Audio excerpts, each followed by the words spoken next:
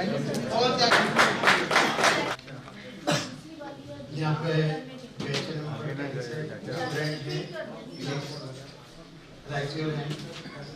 Batch number 10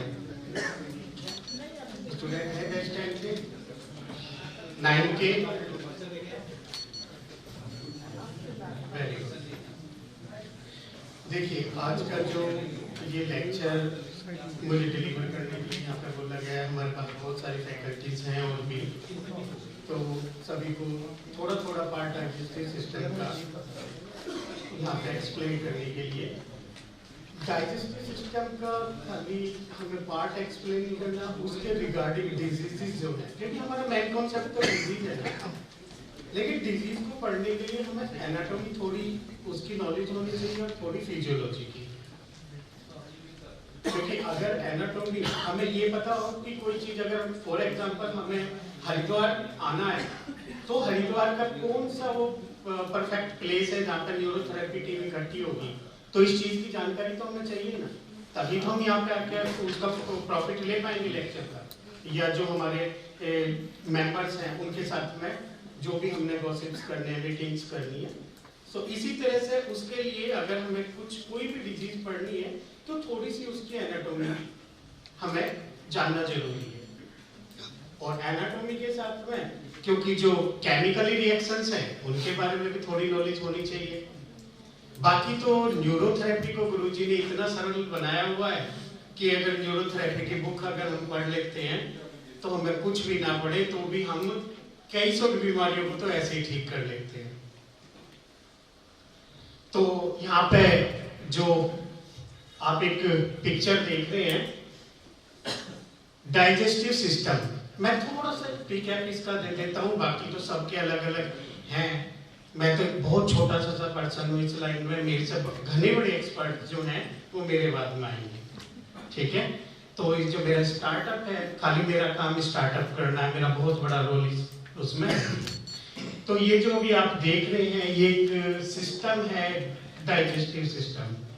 अब digestive system में आप लोग देख रहे हैं यहाँ पे कि हमें कुछ एक तो स्ट्रक्चर है होलो, मतलब एक खाली पाइप जैसे स्ट्रक्चर है जिसे हम कहते हैं एलिमेंट्री कैनाल, ठीक है, एलिमेंट्री कैनाल। और एलिमेंट्री कैनाल के साथ में मतलब एलिमेंट्री कैनाल क्या होगी, हमारा न्यूरोथेरेपिस्ट, हमारे सेंटर में जो एक न्यूरोथेरेपिस्ट होता है वो क्या हो गया एलिमेंट्री कैनाल। लेकिन सारा प्रोसेस कंप्लीट होने के लिए वहां पे एक रिसेप्शन भी चाहिए, वहां पे थेरेपिस्ट भी चाहिए। तो ये क्या आ गया, जो आसपास में इसमें सपोर्टिव ग्लैंड्स हैं उन्हें क्या बोलेंगे एसेसरी ग्लैंड्स।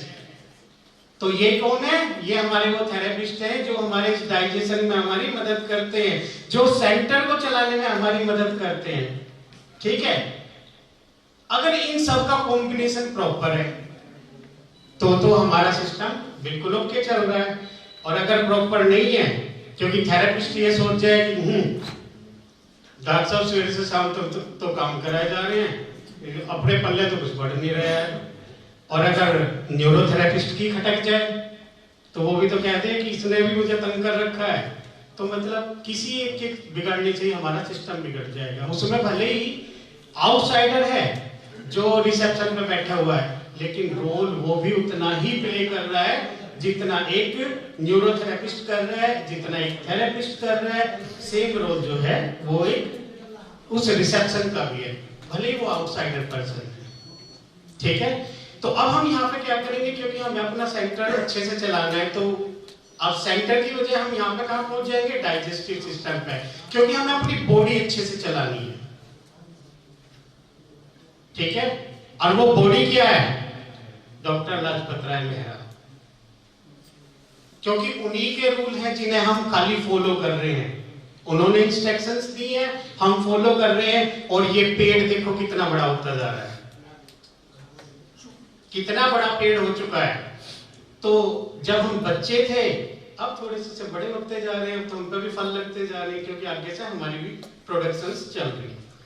तो अब हम शुरू करते हैं topic digestive system. Digestive system में आप लोग देखेंगे सबसे पहले जो है वो बक्कल कैविटी आ रही है।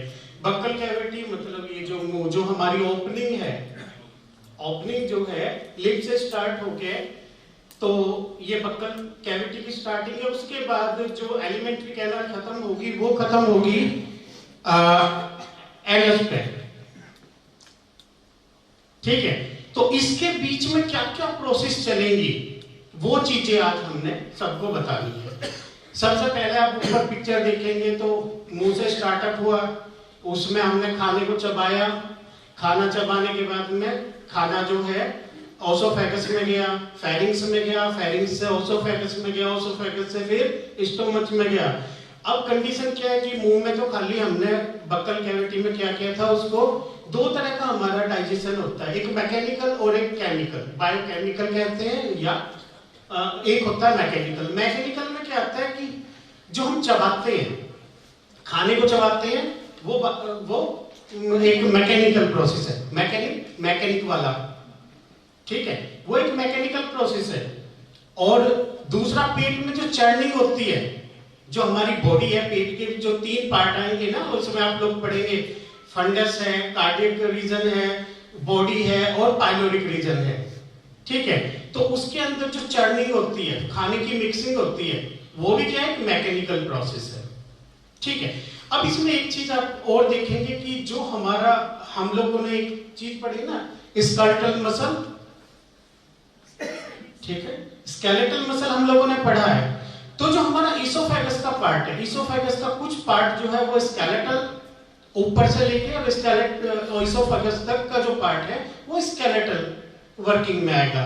स्केलेटल मसल मतलब जो हमारी इच्छा से काम करेंगी, ठीक है। और फिर जो इंटरनल या विसरल ऑर्गन्स है, या विसरल मसल्स है, या स्मूथ मसल्स है, फिर उनकी प्रोसेस होगी। तो स्केलेटल मसल्स पे तो जितनी भी प्रोसेस होगी वो हमारी इच्छा से होगी, ठीक है। और जो विसरल ऑर्गन्स हैं या विसरल या स्मूथ मसल्स हैं, उन पे बॉडी की अपना जो कंट्रोल है। अब वो कंट्रोल कौन करता है, ब्रेन, ठीक है। वो फिर सारा का सारा उसके अंदर में चला जाएगा। तो पेट के भी हम 4 रीजन पढ़ेंगे जो कि सुनील सर ने बता दिए हैं। उसके बाद में हमारी इंटेस्टाइन आएगी। इंटेस्टाइन में भी आप लोगों को पता है कि इंटेस्टाइन में स्मॉल इंटेस्टाइन भी है और लार्ज इंटेस्टाइन भी है। अब स्मॉल और लार्ज इंटेस्टाइन में क्या फर्क पड़ेगा? स्मॉल इंटेस्टाइन का मतलब डायमीटर जो है उसका जो वॉल्यूम है वो कम है, so that's we are saying here small intestine. लेकिन जितना भी एब्जॉर्प्शन होगा, एब्जॉर्प्शन जो शुरू होगा वो पेट से शुरू हो जाएगा और लार्ज इंटेस्टाइन तक चलेगा। जो कि अभी थोड़ी देर पहले आवाज चल रही थी ना, B12, वो लार्ज इंटेस्टाइन में एब्जॉर्ब होगा। मेरा काम तो बक्कल कैविटी में खाने को चबाना है, 30% कार्बोहाइड्रेट डाइजेस्ट करूंगा मैं केवल, जो मेरे हिस्से में आया। मैंने 30% कार्बोहाइड्रेट डाइजेस्ट करना है, वो भी कार्बोहाइड्रेट कौन सा? स्टार्च, कुक्ड, ठीक है। बाकी तो सुनील जी ने डाइजेस्ट करवाना है पेट में, इंद्रजीत सर ने एब्जॉर्ब करवा देना है इंटेस्टाइन में। और जो हेल्पिंग हैंड में रोल प्ले करेंगे, मानवी मैम है, नीतू मैम, ठीक है, तो वो उनका काम है। अब अपने टॉपिक पे आते हैं, बक्कल कैविटी। एक छोटी सी यहाँ पे कुछ स्लाइड्स मैंने उसमें कलेक्ट किए हैं, शायद वो आप लोगों को काफी कुछ हद तक हेल्प प्रदान करेगी। लीजिए जी, बक्कल कैविटी हम लोग स्टार्ट कर रहे हैं, लेकिन सबसे पहले हम लोग बक्कल कैविटी में अगर कोई डिजीज आएगी तो उसे ठीक कैसे करेंगे, क्योंकि हमारा कॉन्सेप्ट तो डिजीज है ना। अब डिजीज को ठीक कैसे करेंगे? तो हम तो न्यूरोथेरेपिस्ट हैं भाई, हमने मेडिसिन तो कोई देनी नहीं है, हम तो कौन है? न्यूरोथेरेपिस्ट। और एक डिजीज को ठीक करने के हम पे प्रोसीजर क्या ही है। सबसे कमाल की चीज क्या है कि एक डिजीज को ठीक करने के हमारे पास में प्रोसीजर कई होंगे, और वो कैसे होंगे वो मैं बताऊंगा यहाँ, क्योंकि गुरुजी ने बनाया इतना ही कि न्यूरोथेरेपी को। पहला जो कॉन्सेप्ट है न्यूरोथेरेपी में डिजीज, अभी अजय गांधी सर का लेक्चर चला, हमारे लिए बहुत रेस्पेक्टेड है, बहुत सीनियर हैं, और उन्हीं से प्रेरणा लेके शायद हम यहाँ तक पहुंचे हैं, ठीक है। क्या था? नेवल। तो अगर नेवल डिस्प्लेसमेंट होगी तो हमें बीमारियां आएंगी। अब वो कैसे आएंगी वो भी पता चलेगा। दूसरा हमारा थीम जो है एसिड एल्कली इम्बैलेंस। भाई या तो एसिड कम हो गया या एल्कली बढ़ गई, रीजन कोई भी हो, डिजीज हमें फेस करनी पड़ेगी। हमने जो अपना ट्रीटिंग मेथड देखना है वो खाली ये 4 जो हमारे मेथड हैं जो हमें गुरुजी ने दिए हैं, इन्हीं के ब्याप पे हम न्यूरोथेरेपी की डिजीज को क्योर करेंगे। ठीक है, अब हमें ये नहीं देखना, इसमें बहुत से नाम लिखे पाएंगे मेडिकली, चिलाइटिस है, ठीक है, स्टोमेटाइटिस है, और भी बहुत से मेडिकली टर्म होंगे, लेकिन हमने हर बीमारी को किस एंगल से देखना है कि वो ऑर्गेनल डिजीज है, मतलब पर्टिकुलर ऑर्गन पे कोई इफेक्ट आया है, ठीक है, या किसी दूसरे ऑर्गन के कारण खराब हुआ है, या फिर एसिड एल्कली इम्बैलेंस है, नेवल डिस्प्लेसमेंट है, ठीक है, या फिर जेनेटिकल डिसऑर्डर है। अभी हम यहाँ पे शुरू करेंगे। हमारा सबसे पहला ओरल कैविटी का पार्ट आएगा लिप्स। सभी जानते हैं लिप्स होते हैं, 2 होते हैं, ठीक है। कभी कभी होता है कि किसी किसी के में प्रॉब्लम आती है, क्लेफ्ट लिप एक डिजीज होती है, जिसे हमारा जो मेथड क्या था, अगर जेनेटिकल या हेरिडिटरी डिसऑर्डर है तो उसमें एक मेथड हमारा आया हुआ है ना। तो अगर कोई प्रॉब्लम आ गई, किसी के लिप्स में प्रॉब्लम आ भी गई, क्लेफ्ट हो गया, तो भाई रेयरली इस तरह के केसेस मिलते हैं, तो उन्हें हम मैनेज भी कर लेते हैं। लेकिन उनके लिए हम मैनेज क्या करते हैं, हमने कोई मेडिसिन थोड़ी ना देनी है, हमने क्या करना है, हमारा सिंपल से जीन्स चेंज फॉर्मूले उन्हें अप्लाई करने को रिजल्ट आ जाना है, पेशेंट में बेटरमेंट आ जानी है। और मेरे हिसाब से जो इस लाइन में और उस पीछे कुछ लोग बैठे हुए उन्होंने ठीक भी किए होंगे। इस लाइन में जो लोग बैठे हैं उन्होंने ठीक भी किया, क्योंकि एक जो लिप्स का डिसऑर्डर, अभी हम जेनेटिकल पे बात कर रहे हैं, तो जेनेटिकल डिसऑर्डर में एक क्रोमोसोम नंबर 13 पे भी एक डिसऑर्डर बना हुआ है, पटाउ सिंड्रोम। क्रोमोसोम नंबर 13 वो ट्राइसोमी क्रोमोसोम है। मैंगोलिज्म तो आप सब जानते हैं, वो भी एक ट्राइसोमी डिसऑर्डर है, और पटाउ सिंड्रोम भी एक ट्राइसोमी डिसऑर्डर है। उसमें डिसऑर्डर में क्या आएगा, क्लेफ्ट लिप भी आएगा, क्लेफ्ट पैलेट भी आएगा, स्पाइना बाइफिडा भी आएगा, ठीक है। तो अगर हमें जेनेटिकल डिसऑर्डर है तो हम जेनेटिकली इजीली सारे न्यूरोथेरेपिस्ट मैनेज कर सकते हैं ना। अगर किसी ने नहीं किया है तो भी हम कर सकते हैं, because we have a base on neurotherapy. और न्यूरोथेरेपी क्या कहती है कि कोई भी डिसऑर्डर अगर जेनेटिकली प्रूव हो रहा है तो उसे हम इजीली जीन्स चेंज के हमारे 3 फॉर्मूले हैं उनके बिहाफ पे मैनेज कर सकते हैं। बस उससे पहले हमें करना क्या है, एक बार नेवल की सेटिंग करनी है या पेट की सेटिंग करनी है, ठीक है। सर प्लीज थोड़ा सा आगे जाए। नेक्स्ट। तो लिप्स का दूसरा नाम क्या है, लेबियम। मेडिकल टर्म में इसे लेबियम बोलते हैं। Labium is the second name of lips, या मेडिकली अगर हम वर्ड यूज करेंगे दैट्स लेबियम। अब सभी के पास 2 हैं, सबको अपने अपने का एहसास है। इसके बाद में जो पहला पार्ट इसकी एंट्री होगी वेस्टिब्यूल। अब ये वेस्टिब्यूल क्या है, जो दांतों के और लिप्स के बीच का स्पेस है, ठीक है, और एक बीच में एक स्ट्रक्चर जुड़ी हुई है जो गम्स के साथ में हमारे लिप्स को जोड़ती है, उसे बोलते हैं फ्रेनुलम, लेबियम फ्रेनुलम। सभी को पता है, कुछ लोग जानते हैं, दांतों के बीच में जीभ घुमा लें दांतों के आगे की तरफ तो पता चल जाएगा। बाकी कुछ लोग जानते होंगे इसे टोबैको चैम्बर भी कहते हैं। सब अपने अपने हिसाब से आइडिया लगा लेना। टोबैको चैम्बर तो जान गए ना, तंबाकू वाला, तो टोबैको चैम्बर भी कहते हैं। और इसको क्या बोलते हैं, जो स्पेस है वेस्टिबुलम। उसके बाद में लिप्स के कुछ डिसऑर्डर, जो एक डिसऑर्डर तो मैंने बोल दिया, दूसरा है कि अगर ड्राइनेस आ रही है लिप्स पे, नॉर्मली हम इंटरनल ऑर्गन के बिहाफ पे भी यहाँ पे डिसाइड करते हैं कि हमारे इंटरनल ऑर्गन किस तरह से काम कर रहे हैं। अगर लिप्स के अंदर ये आउटर पार्ट जो है ये इफेक्टेड है तो कहते हैं कि इंटेस्टाइनल डिसऑर्डर होते हैं, और जो ये बीच का पिंक वाला पार्ट अगर इफेक्टेड है तो स्टोमक डिसऑर्डर होते हैं। ये मतलब संभावना ली जाती है। तो लिप्स काम तो बहुत आते हैं, बोलने में भी मदद करते हैं, हमारा कुछ चीज को पकड़ने में भी मदद करते हैं, ठीक है। और जो ये वेस्टिब्यूल है ये हमारा जब हम खाना चबाते हैं तो उसमें भी काफी मदद करते हैं, क्योंकि खाना जब हम क्रश करते हैं दांतों से, जब भी जाड़ से हम क्रश करेंगे तो खाना जो है उसके अंदर और बाहर दोनों तरफ जाएगा, ठीक है। तो वहां पे भी लिप्स की जरूरत होती है। हमें गर्म ठंडा पता करने में भी लिप्स की हेल्प होती है। तो यहाँ पे क्या है कि हमारे सेंसरी रिसेप्टर्स भी हैं। अब ये जो सेंसरी रिसेप्टर्स हैं, ये सेंसरी रिसेप्टर्स काम कैसे करते हैं, ठीक है, क्योंकि ये गर्म का भी पता करेंगे, ठंडे का भी पता करेंगे, पेन का भी पता करेंगे और प्रेशर का भी पता इनसे चलेगा, ठीक है। क्योंकि हमारे जो आप लोगों को सबको पता होगा हमारी 12 क्रेनियल नर्व होती हैं, 12 पेयर ऑफ क्रेनियल नर्व होती हैं।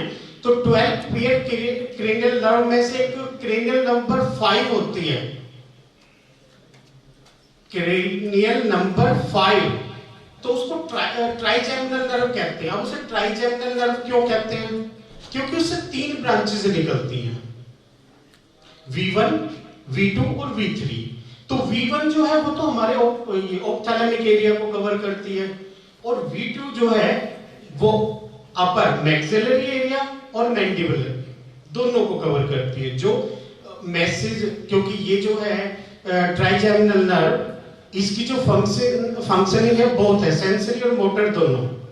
तो अगर हमारे किसी भी पेशेंट को कोई भी प्रॉब्लम आती है कि भाई हमारे पेशेंट के लिप्स फटे हुए हैं, ड्राइनेस लिप्स में आ रही है, तो हम उसे कैसे डिजाइन करेंगे न्यूरोथेरेपी के बिहाफ पे कि भाई ये एसिडोसिस डिसऑर्डर है, इस पेशेंट का ब्लड एसिड इंक्रीज हुआ है, क्योंकि ब्लड एसिड नॉर्मली थोड़ा एल्कलाइन होता है, सभी को पता है। उसकी जो नॉर्मल रेशियो है 7.36 to 7.44 है। बुक्स में थोड़ी बहुत वेरिएशन होती है, कुछ 3.5 से बताते हैं और 4.5 तक, तो थोड़ी बहुत वेरिएशन चलती है, क्योंकि मेडिकल जो है वो अनसर्टेन है, ये कहीं पे भी फिक्स नहीं है। हर लेक्चर में आपको, लेक्चर में भी हम लोग बताते हैं कि मेडिकल रीडिंग फिक्स नहीं है, मेडिकल में बहुत वेरिएशंस है। और आज हम कुछ पढ़ रहे हैं, आने वाली जो नया कोई एडिशन आएगा उसमें कुछ चीजें चेंज हो जाती हैं, और जो मेडिकल बुक्स पढ़ते हैं उन्हें इस चीज का पता भी है, क्योंकि जो पिछला एडिशन है उसमें और अगले एडिशन में कुछ ना कुछ वेरिएशंस आ जाती हैं, ठीक है। तो अब कंडीशन क्या है कि हमारा जो मेन कॉन्सेप्ट है कि एक तो अगर किसी के ड्राई लिप्स हो रहे हैं तो हम उसे इजीली डिफाइन करेंगे, भाई एसिडोसिस डिसऑर्डर है और इस पेशेंट को हम ऐसे ट्रीटमेंट देके मैनेज कर लेंगे, ठीक है। बाकी डाइट में क्या होगा वो तो मीतू मैम ने बताना है, वो उनका कॉन्सेप्ट है, लेकिन ट्रीटमेंट क्या दे सकते हैं वो एसिड है। अगर उस चीज में भी लग रहा है कि हमें समझ नहीं आ रहा तो हम इजीली 5 मेडुला देके अपर लिप में प्रॉब्लम हो तो भी सॉल्व कर लेंगे और लोअर लिप में प्रॉब्लम हो तो भी सॉल्व कर लेंगे, क्योंकि क्रेनियल कमांड हमारे हाथ में है। गुरुजी ने बहुत अच्छा सॉल्यूशन बताया हुआ है कि क्रेनियल नर्व को स्टिमुलेट करो और डिजीज को सॉल्व करो। हमें ये जरूरी नहीं है कि हाँ जी हमने उसे एसिड ही देना है। अगर नहीं लग रहा है तो कि भाई हमें समझ नहीं आ रहा तो न्यूट्रल पोजीशन पे ले जाते हैं और हम क्रेनियल नर्व के बिहाफ पे भी 5 मेडुला देके अगर हमारे अपर और लोअर लिप में कोई प्रॉब्लम है तो मैनेज कर सकते हैं, ठीक है। ये कुछ डिसऑर्डर आप देख रहे हैं, ठीक है। तो इसमें हमने एक 2 मेथड और देखने हैं, क्योंकि यहाँ पे एक चीज और ऐड होगी कि या तो डिजीज इन्फ्लामेटरी होगी या फिर इन्फेक्शन होगी।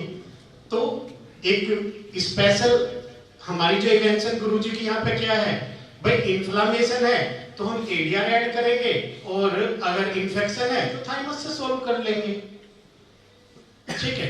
अब एक ही डिजीज को सॉल्व करने के हमारे पास तरीके कितने हो गए? 3, ठीक है। बहुत इजी सा मेथड है, और अगर किसी को थोड़ा सा भी इस चीज पे टारगेट करेगा तो कोई भी डिजीज को इजीली मैनेज कर सकता है। एंड आई थिंक सो फिर उसे ये कहने की जरूरत नहीं पड़ेगी कि एक बढ़िया सा ट्रीटमेंट बता दो। और जो इस टीम का मेथड है, ये जो टीम है, ये जो यहाँ पे एम्पायर खड़ा कर रहे हैं इस टीम का, इसका मेथड ये है कि कोई किसी पे डिपेंड ना हो, सारे इंडिपेंडेंट बने। तो हमारा जो मोटिव है वो है कि आप सभी को वो चीज सिखाई जाए कि हम कैसे क्या करेंगे। फॉर्मूले ना सिखाए जाए, हम बीमारी की जड़ को कैसे खत्म करेंगे, क्योंकि हमने तो बीमारी की जड़ खत्म करनी है। ये तो थोड़े थोड़े से उसकी ब्रांचेस आई हुई है भाई। ब्लड एसिडिक हुआ, उसमें स्किन भी ड्राई होगी, डैंड्रफ भी हो गया और लिप भी ड्राई हो गए, और भी बहुत से डिसऑर्डर आ गए, कॉन्स्टिपेशन भी होगा, पाइल्स भी होगी, सारे डिसऑर्डर। लेकिन उसका जो बेसिक कॉज क्या है? कॉज तो एसिड है ना, ब्लड एसिड का इंक्रीज होना। ठीक है, तो ये डिजीज आप लोग पढ़ लेना। शायद आप लोगों को इंद्रजीत सर ये स्लाइड प्रोवाइड करेंगे या नहीं, वो तो उनका मैटर है। ठीक है, तो सर प्लीज थोड़ा सा आगे बढ़े। चलिए कोल्ड शॉट वगैरह निकाल दीजिए और आगे जाइए। हाँ, एक ये एंगुलर चिलाइटिस, ये बहुत ज्यादा बीमारी फेमस है। इसमें क्या होता है, आप लोग देखते हैं कि बहुत से लोगों को ना एसिडिटी की सीवियर प्रॉब्लम होती है, और वो क्या करते हैं, एंटासिड खाए जाते हैं। फिर उनका B12 एब्जॉर्ब नहीं होता। क्योंकि B12 एब्जॉर्ब क्यों नहीं होता? सभी को पता है ना, B12 को एब्जॉर्ब करने के लिए क्या चाहिए? Right, intrinsic factor. अब इंट्रिंसिक फैक्टर कहां पे बनेगा? पेट में बनेगा। अब देखिए, अगर पेट में इंट्रिंसिक फैक्टर एंटासिड खाएंगे तो बनेगा कैसे? देखिए वो अप्रोक्सीमेट 0.3, ठीक है, वो फिर गैस्ट्रिक म्यूकस में काम करेगा। ठीक है, तो जो हमारे सेल हैं जो इंट्रिंसिक फैक्टर बनाएंगे, वो तो काम ही तब करेंगे जब उन्हें प्रॉपर एनवायरनमेंट मिलेगा। अब एंटासिड खा के तो हमने वो खराब कर लिया, B12 एब्जॉर्ब नहीं होगा तो क्या होगा? ये साइडों में कट्स लगने शुरू हो जाएंगे। एंगुलर चिलाइटिस इसे बोलते हैं। बीच में भी कट लग सकते हैं, साइडों में भी।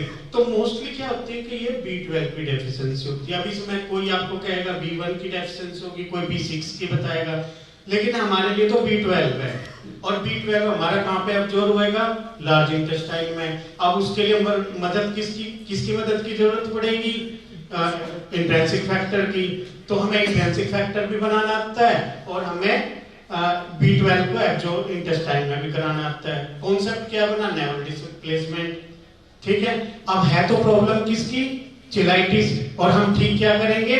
नेवल सेट हो जाएगी, उसकी एसिडिटी, क्योंकि सीसीके और सिक्रेटिन प्रॉपर्ली वर्क करेंगे, और सीसीके सिक्रेटिन प्रॉपर्ली वर्क करेंगे तो एसिडिटी जो है वो कवर हो जाएगी, मैनेज हो जाएगी, एसिडिटी खत्म होगी, प्रॉब्लम खत्म होगी। हमने पेट ठीक किया। और तो उसने एक बार लेक्चर दिया था, क्योंकि हर जब सेल बनती है ना ब्लड की, तो उसके साथ में एक स्टेम सेल बनती है। दो सेल डेवलप होते हैं एक ही टाइम में, तो एक स्टेम सेल और एक ब्लड सेल। इसी तरह से हमारी सारी बॉडी के अंदर स्टेम सेल होते हैं। और ये मैं नहीं कहता, stem cell specialist Anil sir, अगर कभी एक इसके न्यूरोसर्जन हैं वर्ल्ड फेमस, अनिल नाम है उनका, कभी उनका मौका मिले तो वीडियो देखना। उन्होंने इंटरव्यू में कहा हुआ है कि जो स्टेम सेल हैं वो हमारी पूरी बॉडी में होती हैं। ये जो सेल फिलिंग होती है, सेल फिलिंग क्या होती है? ये वही स्टेम सेल है। हम लोग क्या करते हैं, क्योंकि हमारी जो थेरेपी है वो ब्लड कंट्रोल बेस्ड थेरेपी है, इंपल्सिस बेस्ड थेरेपी है। वो करती क्या है? वो उन्हीं स्टेम सेल को स्टिमुलेट करती है। ठीक है, तो उसी से हमारी बॉडी जो है हील करती है। और वही हीलिंग जो आप क्लिनिकों में चमत्कार करते हैं वो करते हैं।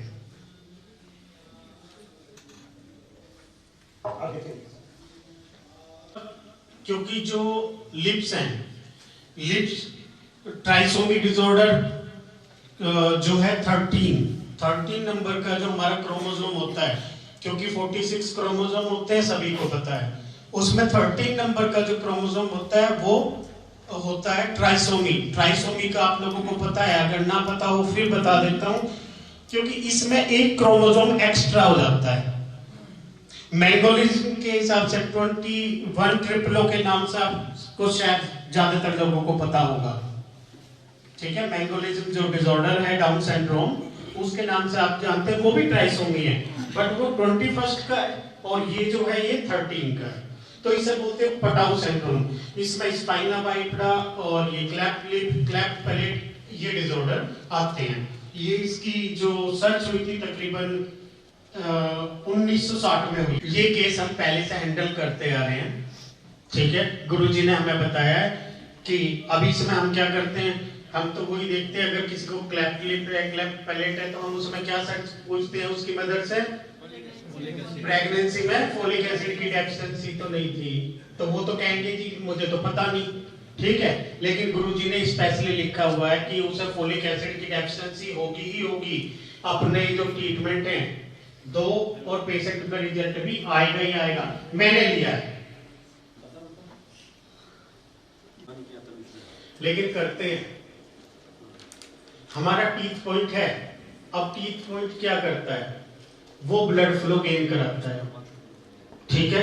ब्लड फ्लो गेन कराएगा और ब्लड फ्लो गेन होगा तो क्या होगा, वो स्टेम सेल वहां पे भी है। बस इसमें एक प्रॉब्लम क्या है कि जैसे न्यूरॉन की स्ट्रक्चर चल रही है कि भाई उसका रीबर्थ नहीं है, इसमें जो एनामल है वो एक बार गया तो गया।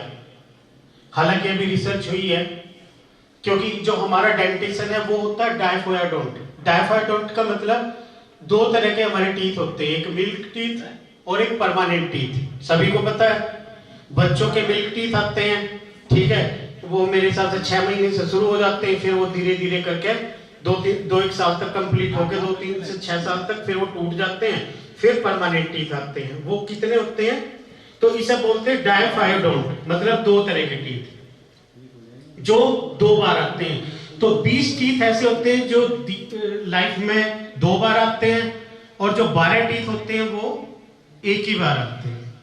तो उन्हें क्या बोलते हैं, जो एक बार आते हैं मोनोफायोडोंट, और जो लाइफ में 2 बार आते हैं उन्हें क्या बोलते हैं, डायफायोडोंट। और जो बार बार आते हैं, ऐसे भी तो है ना, क्योंकि अभी किसी ने एक आर्टिकल डाला हुआ था कि रिसर्च हो रही है कि ये पॉलीफायोडोंट का भी प्रोसेस चल रहा है, मतलब बार बार आ सकते हैं। स्नेक में आते हैं, क्योंकि आजकल इंसान भी सांप से कम नहीं रह गए, तो वैज्ञानिकों ने सर्च कर दिए, ठीक है। तो उसमें बार बार आते रहते हैं, टूटते रहते हैं, आते रहते हैं। अब ये हमारे टीथ होते हैं कितने तरह के हैं। जो हमारे फ्रंटल टीथ हैं इन्हें बोलते हैं इंसाइजर, ठीक है। उसके बाद में जो वेम्पायर टीथ होते हैं, बड़े वाले जो होते हैं, इन्हें बोलते हैं, ठीक है, वो 70% करेगा, और सब लिंगुअल जो है वो तकरीबन 5% करेगा। लेकिन इसमें क्वालिटी क्या है कि जब आप लोग जो भी खाते हैं, तंबाकू खाते हैं ना, थूक देते हैं, उसमें पैरोटिड ग्लैंड का सलाइवा नहीं होता, उसमें खाली जो म्यूकस है, जो ये 70% और 5% बना रहे हैं, इसमें ज्यादा क्वांटिटी में म्यूकस होता है। क्योंकि सलाइवा में मेन क्या होता है कि सलाइवा में 99% पानी होता है, खाली 1% ऑर्गेनिक एंड इनऑर्गेनिक कंपोनेंट होते हैं। हालांकि मेडिकल कहता है कि जो टॉन्सिल्स हैं ये वेस्टिजियल है, मतलब इनकी हमारे शरीर में कोई जगह नहीं है। लेकिन ये इवैल्यूएशन है, जो क्योंकि जो ह्यूमन इवैल्यूएशन है, जब आप हम लोग उसे पढ़ते हैं ना, तो उसमें इस चीज को बताया जाता है कि हर चीज वेरिएबल थी भी, और न्यूरोथेरेपी मानती है कि आज भी न्यूकोसल ये है, वो है पार्ट एक जिसने उसको जोड़ा हुआ है, गम्स के साथ जोड़ा हुआ है लिप्स को, और उसमें भी फ्रेनुलम में भी वही पार्ट है। मतलब अकॉर्डिंग टू जो है ऑर्गन, उनके थोड़े से नाम चेंज कर दिए। रिप्रोडक्टिव में भी फ्रेनुलम आप लोग पढ़ेंगे, टॉन्सिल जो सॉफ्ट पैलेट के पास पाएंगे, और एक बहुत छोटी सी हैंगिंग लाइक स्ट्रक्चर एक बैग की तरह लटका हुआ है, उसे बोलते हैं यूव्यूला। अब यूव्यूला क्या करता है, हम लोगों ने खाना चबाया, चबाने के बाद उसे निकलना शुरू किया, निकलेंगे तो वो खाना नोस्ट्रिल्स के अंदर ना चला जाए, जो हमारे इंटरनल नैरिस है उनमें ना चला जाए। तो उसके लिए क्या है कि वो